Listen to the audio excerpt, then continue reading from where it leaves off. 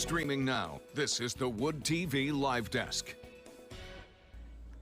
And good morning, everyone. Phil Penarski here with the Wood TV Live Desk. Hope you're all having a great start to your Friday. This weekend, one of Grand Rapids' favorite spots is holding a pretty unique event. It's Brewery Vivant's Weird Beer Weekend, where the brewers down there have created a few limited edition drinks. And joining us today to talk a little bit more about the event is Vivant's General Manager, Marco Ruiz-Robel. Marco, good morning. Thank you for coming on so early.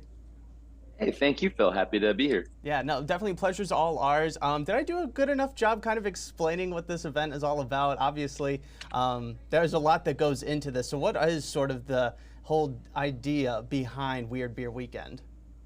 I think you kind of nailed it. So a few years ago, right before we all went into that little bit of dark time, we hosted the first iteration of this event, basically. And the idea was that we wanted to host flavors that people would never expect in any sort of brewing scenery of any capacity. We've had things in the past as crazy as like crickets and, you know, different sorts of like smoked meats as ingredients that participate in the flavor profiles that you see here. And so this year, now that we feel a little bit clearer of those really hard times that everyone experienced everywhere across the world, we really wanted to let our brewers kick off a sense of like fun that we're trying to re-inspire here in the chapel and at our broadleaf locations over in Kentwood and over on the west side where the old Sobin Card location was.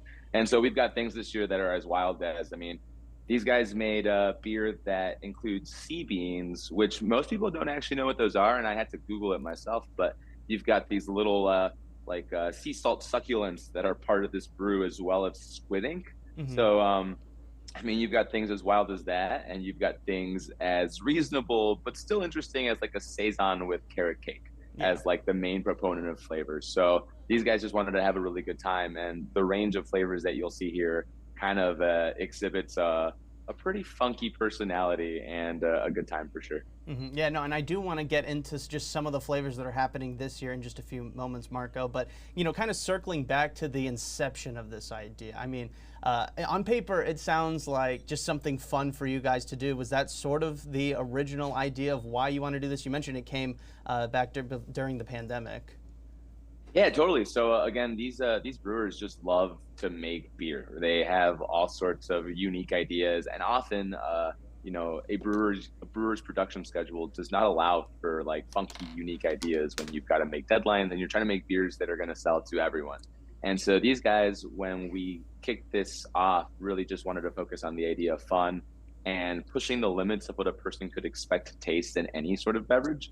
And so that's exactly what it is, right? Just the very notion of play, if you will, even, but through a brewing lens. And so these guys really had a good time playing around with all the toys that they have back there. And everyone gets to come and experience that while our limited supplies last this weekend. Yeah, and you know, let's jump into some of the flavors now. I'm sure everybody watching is very curious about what they can sort of expect at this year's Weird Beer Weekend. You mentioned one with squid ink, a carrot cake one. I saw one that had pickle inspirations in it. Can you just kind of go over just some of these weird beers? Totally, man. Actually, the pickle one is my favorite one to push on people right now. It's just because, I mean, so it's called All American, and basically you've got a mustard and pickle sour. And I mean, on the nose, you get just like the depth of a bottle of mustard that maybe for some reason you put some vinegar into. I don't know.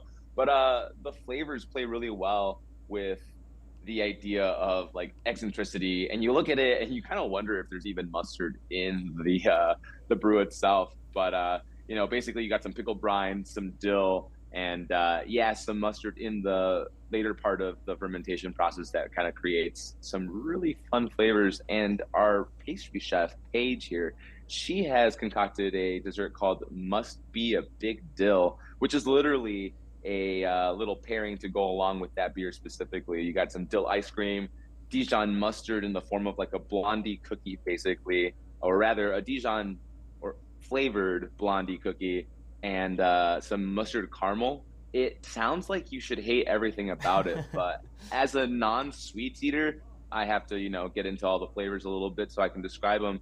And I found myself just a little bit like taken back by the fact that I was like, oh, I really wanted to dislike this, but it's just too fun and it's too good. Right. So definitely come by and check out the like the weird flights, which features some of like the more standard accessible flavors, including our Gremlin blender, which is a really fun pale ale with passion fruit, ginger, habanero, and then actually these guys took some Northern Lights terpenes, which are like the aromatic and flavor compositions of cannabis, and threw that in there. So no elevated experience whatsoever, but the nose on that thing is awesome and great flavors as well. Right now, and you kind of mentioned just some of the other things you guys are bringing out for Weird Beer Weekend with some of those additional food items. Is that sort of another thing that you wanted to try out? Have you done it before, of just introducing these meals and food items that are supposed to go along with these different beers?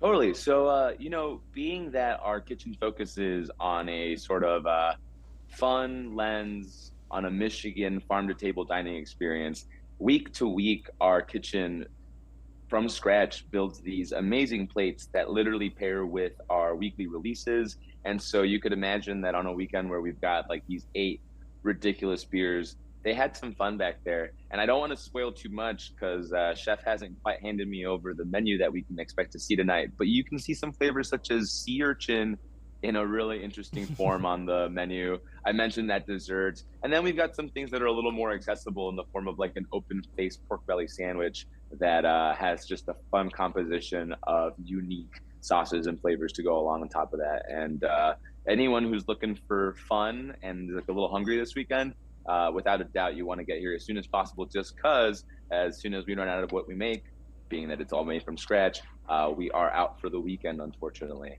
And weather looks good, so. Yeah, no, definitely. And that's definitely a great push to get people out there, because once it's gone, it is gone. But I do kind of want to just focus a little bit now on what's your hope for with this Weird Beer Weekend. Obviously, it sounds like an amazing event, with different foods, different beers, different flavors. A lot of it, most people would never even dream of, let alone have ever tried it before.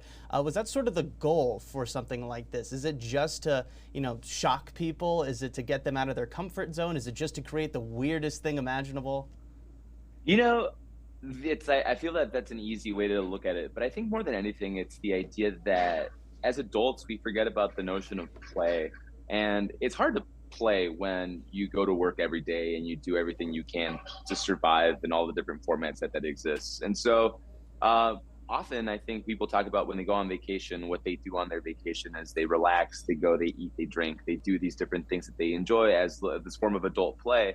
And so we wanted to get people into the idea that you could come here, have genuine great service, all while experiencing a flavor that you might genuinely not get to check out any other place in the city, maybe even the state, depending on the kind of accessibility you have to things. And so more than the shock, it's kind of the idea of the wow of, oh my goodness, I had some sea urchin last night with this ridiculous beer, and it actually shocked me how good it could be together. And I think more than anything, that's the idea that, pairing food and beverage is kind of looked at as a elevated sort of experience. And it is, but it's also whatever a person wants it to be. And we want everybody who comes here to feel comfortable and excited to be here. And we think that part of that is creating experiences that every part of the spectrum of the individual person can go, oh my gosh, that was fun, that was weird, that was different.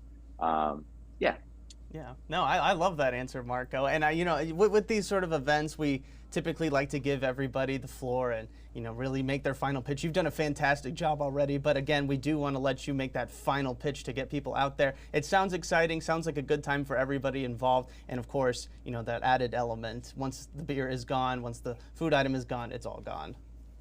So this is, yeah, most definitely. And this is going to sound counterintuitive, but really the last thing I want to leave everybody with is the fact that our West Side Broadleaf location is having their grand patio opening on Saturday the 29th, so the weekend of the 29th. And if anyone's familiar with the old Sovngarde location, you can imagine our quality of food and beverage taking over that spot and really making it as lively as it used to be, which I think is something that the West Side has been missing since the Sovngarde has taken on their adventure moving further over on Bridge Street.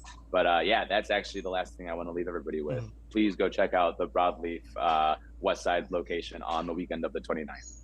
All right, fantastic. And I want to remind everybody that watching that if you are interested in checking out Weird Beer Weekend and you're looking for a little bit more information, you can find that all right now over on our website, woodtv.com. If you're watching us on Facebook, you can find a link directly to that story, as well as the rest of our weekend planner. If you're still looking for plans this weekend to go alongside Weird Beer Weekend, you can find all that in the description box and in the comment section. Marco, thank you so much for being here this morning. We really do appreciate it, and good luck with Weird Beer Weekend.